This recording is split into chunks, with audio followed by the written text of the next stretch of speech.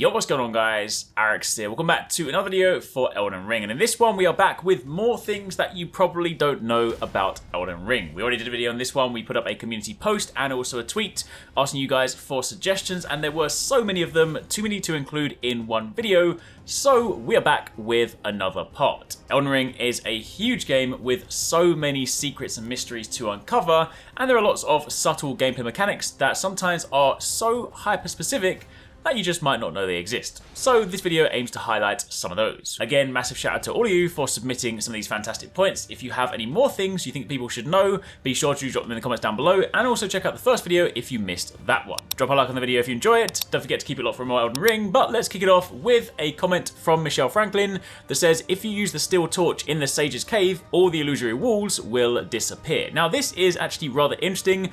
I did actually test it with the steel wire torch initially and didn't necessarily seem to work. However, I did go back and test it with the Sentry's torch. I think that might have been the one that was intended to be mentioned here, because this one does have a rather unique hyper-specific use case whereby if you take the Sentry's torch into the Sage's Cave, apparently nowhere else but into the Sage's Cave, then this will reveal the walls. You don't even need to use it, you don't attack with it, you simply need to be holding it. In fact, it can even be on your back. You just simply need to have this torch. You will also need to meet the requirements for this. If you have this but you do not meet the requirements to actively use it, it also won't work. But apparently this one has like a weird hidden revealing ability that works specifically in the Sage's Cave. If you want to grab this one, you can of course get this torch from the Hermit Merchant in the Hermit Merchant's shack. But yeah, this is actually quite interesting.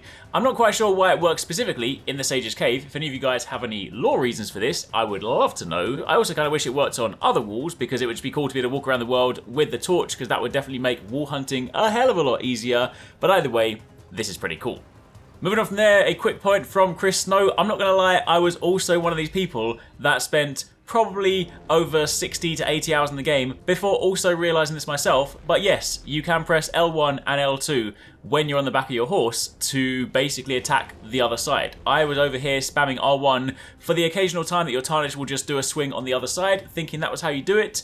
And yes, it did take me probably 60 to 80 hours to also work this one out. So yeah, that is a fantastic point, and hopefully it'll now make Horseback Combat for you a little bit more reliable. Next up, in a comment from Gerardo Garcia, they said that you can actually lower the fire-spitting pillars in dungeons using a bow. Of course, don't forget that if you do encounter these, you will normally try and run past them, and then when you get close, you can hit them and they will lower. But that does, of course, come with its challenges, because sometimes you need to navigate and avoid getting burnt or frostbitten, depending on the one that you are facing. They said that, of course, they noticed a lot of guides, folks just run up to them and smack them. But yes, you can use an arrow. Basically, anything that counts as collision will effectively lower these, so you can avoid getting burnt in tunnels in the future by simply shooting these with an arrow. Now, this next one is really interesting, and we've done some sort of testing. There does seem to be a few inconsistencies here, so I'd love to sort of hear from you guys if you have any sort of insight as to how to make this slightly more reliable. But Blizzak says, if you kill enemies with holy damage, enemies that you've killed will drop more runes than if you kill them with physical damage or any other damage type. So you can of course see in this situation, if we go to the famous sort of rune farming location, typically killing one of these will give you 2,044 runes. However, if you kill them with holy projectiles like this, you can of course see you get a slight boost at 2,453 runes. Now this is not some kind of editing trickery whereby we have just put on the golden scarab to sort of hide things. This is simply using the different weapon types. But I will say that there does still seem to be some inconsistency. Of course, if you have a holy weapon and it, does holy damage, but you still do physical strikes, this doesn't seem to apply. The only times we were able to get this to proc were basically when we were using the holy slash projectile to kill them. But even then, although it definitely did net more runes a lot of the time, there were still a few select situations where you would then get the default lower rune rate. So in truth, there is a little bit of discrepancy here, but it does still seem to be an interesting interaction that does crop up more frequently than not.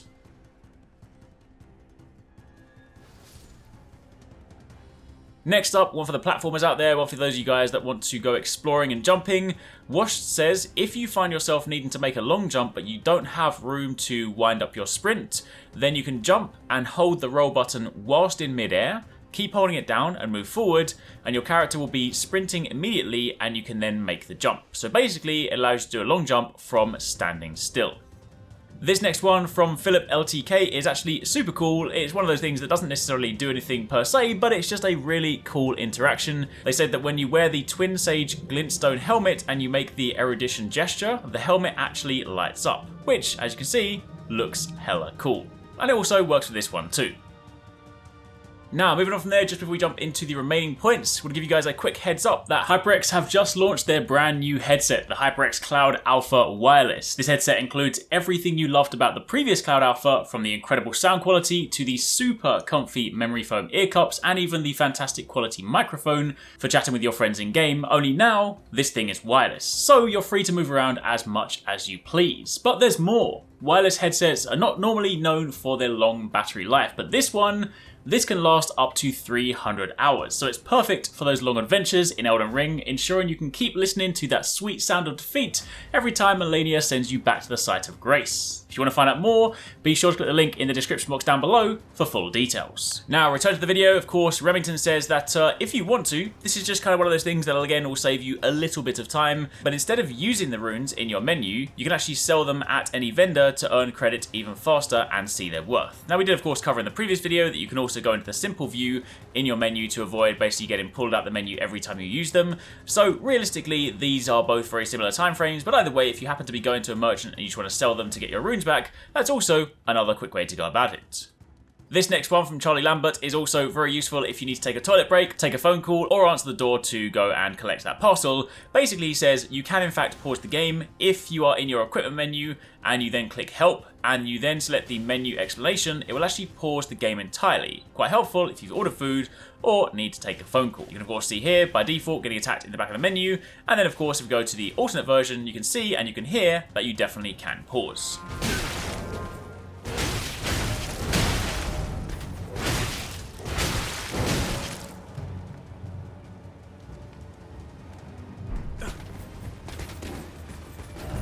Next up, one from Ika Pratama says, using holy weapons to defeat those skeletons can prevent them from reviving. Any Ash of War that imbues weapons with holy attacks also works. This makes exploration in the catacombs a lot easier.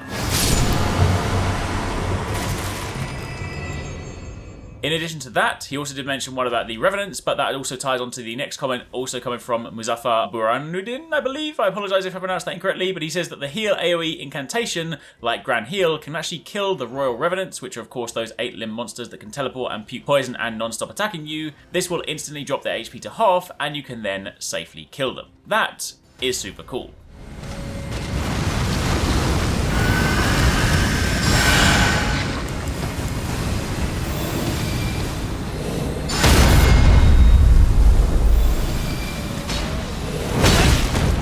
And then finally, last one from D66 says, the Ash of War Impaling Thrust actually ignores shields, so if you encounter any poke shield builds, it freaks them out and they will usually start overcompensating by just throwing out attacks randomly, so basically, you can use this to bypass shields.